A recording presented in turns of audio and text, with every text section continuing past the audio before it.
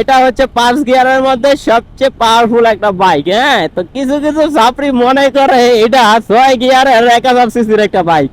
তো যাই হোক, ওইসব আবার মার্কা পোলাপানদেরকে আমি একটা কথাই বলবো যে ভাই, স্পোর্টস বাইকের সাথে এইসব বাইকের তুলনা করে লাভ নাই। অনেকেই মনে করে যে 4B স্পোর্টস বাইক, আসলে এটা স্পোর্টস বাইক না। এটা আপনারা ভুল করবেন। স্পোর্টস বাইকের সিটিং পজিশন, তারপরে হচ্ছে যে স্কুটি একটা লুক, প্লাস প্রতিটা গিয়ারে যে পাওয়ার আউটপুট, হ্যাঁ পাওয়ার আউটপুট অনেক গাড়িতেই দেয় ভাই। তুমি যদি মনে করো শুধু 4B-তে পাওয়ার দেয়, না, বিষয়টা এরকম না। এখন অনেক গাড়িতে পাওয়ার দেয়।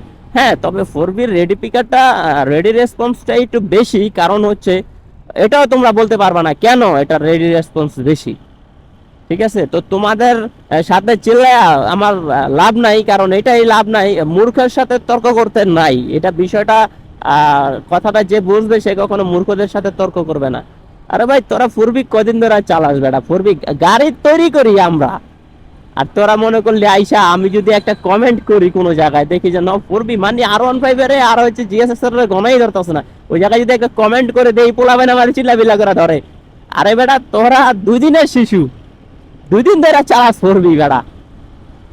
যাই হোক, যেটা বলতেছিলাম আর কি, তোরা যে তোকে পাশায় যে পরিমাণ কারেন্ট উৎপন্ন হয়, আমার মনে হয় যে দূরের তার যদি কোনো মতন বেজা দেওয়া যায়, আরে সুন্দর জ্বলবো।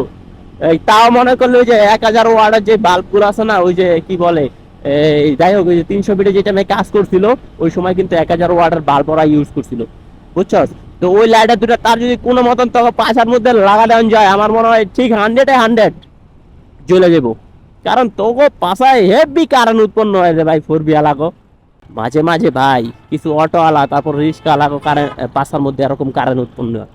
মানে অগ সরি, মানে অগ যতটুক আছে, হ্যাঁ যতটুক আছে, ওরা তার চাইতে অনেক বেশি মনে করে। যাক, আমি রং রোডে যাইতাছি, এটার অনেকগুলো কারণ আছে, তো এটা আমি বলবো না এখন, আর কি বলতে চাচ্ছি না।